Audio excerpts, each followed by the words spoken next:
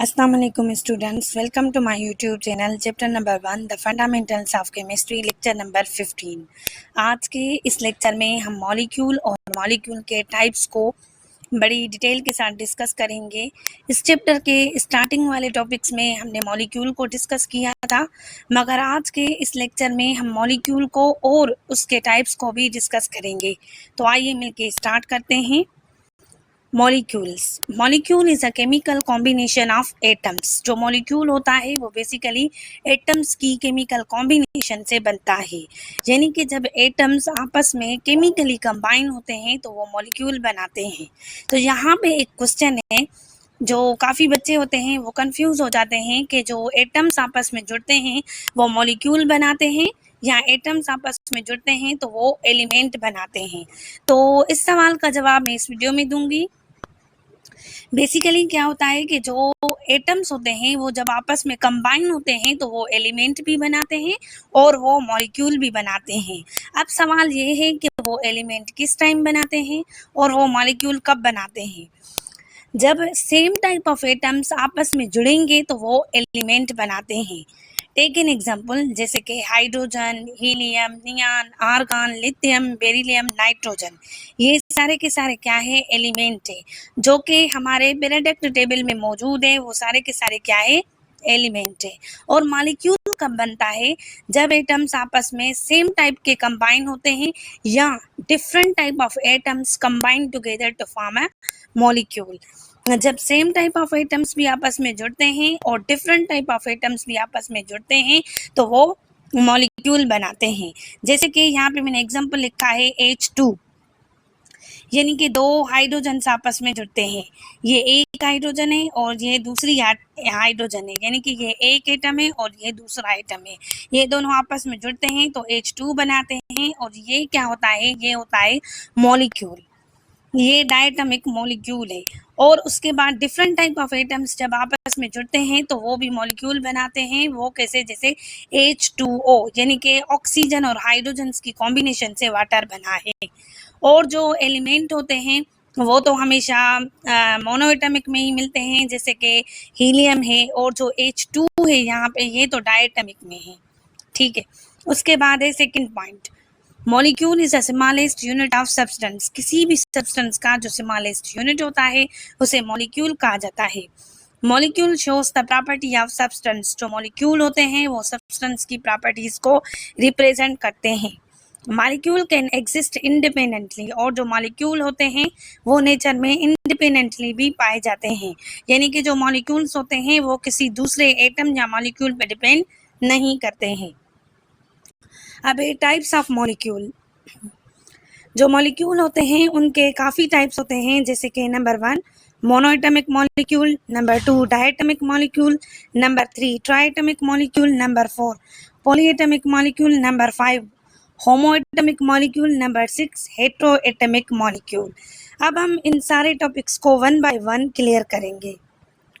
Number 1 mono atomic molecule. ये क्या है? मोनो एटमिक है। यहाँ पे स्पेल की थोड़ी मिस्टेक थी जो कि मैंने यहाँ पे करेक्ट भी कर ली है। मोनो एटमिक मॉलिक्यूल, जो वर्ड मोनो होता है उसकी मीनिंग क्या होती है? वन, यानी कि ये ऐसे मॉलिक्यूल से जिसमें एक एटम मौजूद होता है। और डाई की मीनिंग होती है 2, ट्राई की मीनिंग है 3, पोली की मीनिंग है मैनी, होमो की मीनिंग है सेम और हेट्रो की मीनिंग है डिफरेंट।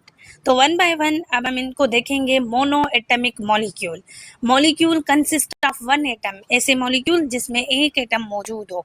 टेक एन एग्जांपल, जैसे कि helium, neon, argon, krypton, xenon, radon. ये सारे के सारे क्या है? कि मोनो एटमिक मॉलिक्यूल है। और ये जो मोनो एटमिक मॉलिक्यूल है, ऐसे समझे कि जो नोबल गैसेस वाले होते हैं वो मोनो एटमिक मॉलिक्यूल होते हैं। Number 2 diatomic molecule, molecule consist of the 2 atoms. ऐसे मॉलिक्यूल जिसके यहाँ 2 एटम्स मौजूद हो। टेक एन एग्जांपल, जैसे कि हाइड्रोजन। ये डायटमिक कैसे है? जैसे कि यहाँ पे 2 हाइड्रोजन आपस में कंबाइन हुई है। ये एक हाइड्रोजन है और ये दूसरी हाइड्रोजन है, ये दोनों आपस में कंबाइन हुई है तो ये डायटमिक मॉलिक्यूल बना है।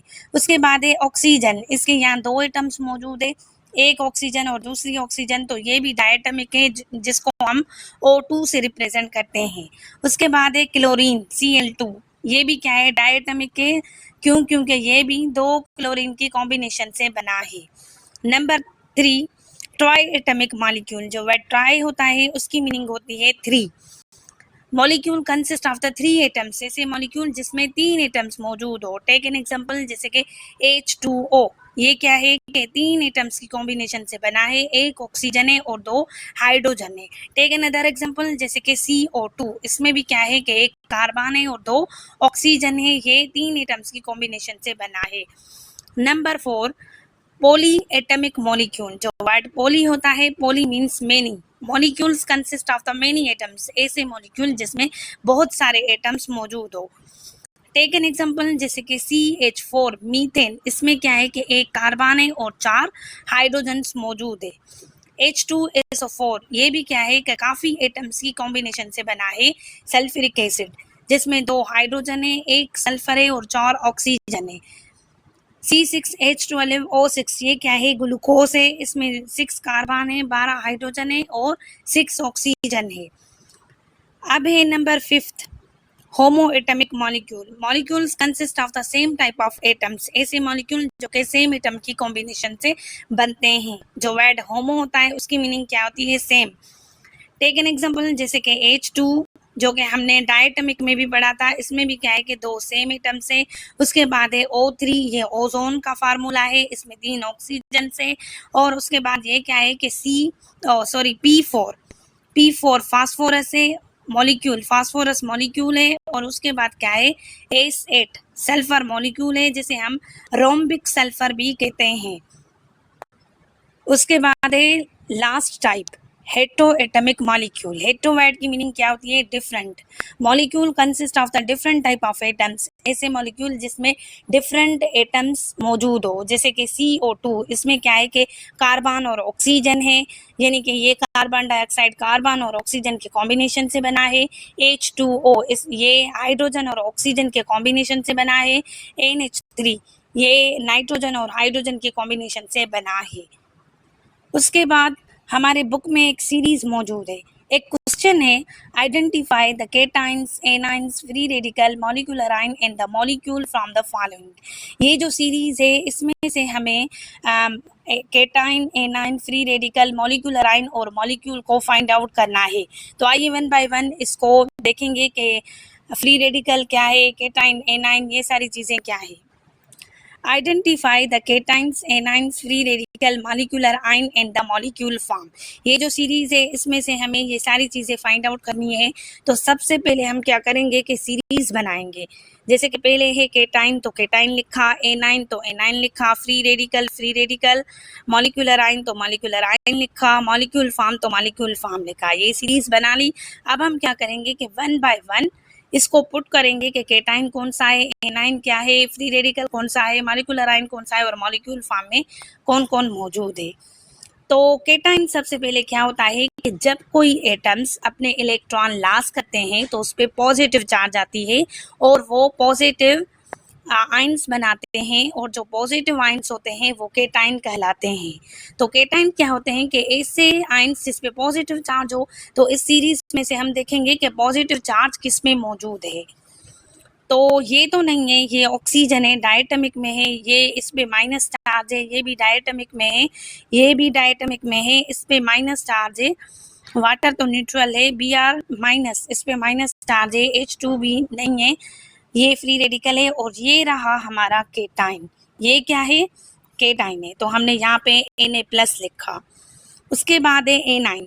एनाइन क्या होता है कि जब कोई एटम इलेक्ट्रॉन स्कैन करते हैं तो उस पर नेगेटिव चार्ज आती है और वो नेगेटिव आयंस बनाते हैं और उस नेगेटिव आयन को एनाइन कहा जाता है।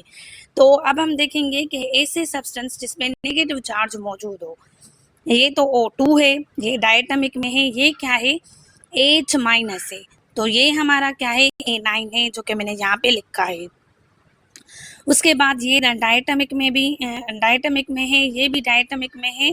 और ये क्या है, माइनस चार्ज वाला है, तो मैंने इसको यहाँ पे पुट किया। उसके बाद क्या है कि वाटर है, ये तो न्यूट्रल है, Br-, तो Br- भी क्या है, एनाइन है। उसके बाद H2 ये डायटमिक में है, ये फ्री रेडिकल है और ये तो केटाइन हो गया। उसके बाद है फ्री रेडिकल। फ्री रेडिकल क्या होते हैं कि ये भी एटम से या तो ग्रुप ऑफ एटम से जिसके यहाँ अनपेयर्ड इलेक्ट्रॉन मौजूद होता है। और फ्री रेडिकल को कैसे हम रिप्रेजेंट करते हैं? फ्री रेडिकल को रिप्रेजेंट करने का ये तरीका होता है कि उसके ऊपर हम हल्का सा डार्ट देंगे जो कि अनपेयर्ड इलेक्ट्रॉन्स को रिप्रेजेंट करता है। ये तो डायटमिक है, ये तो बेसिकली हो गया इस एनाइन में। N2 भी डायटमिक है, Cl2 भी डायटमिक है। और उसके बाद क्या है कि ये भी एनाइन में था, ये वाटर है। Br माइनस ये एनाइन में था, ये डायटमिक है। ये रहा फ्री रेडिकल।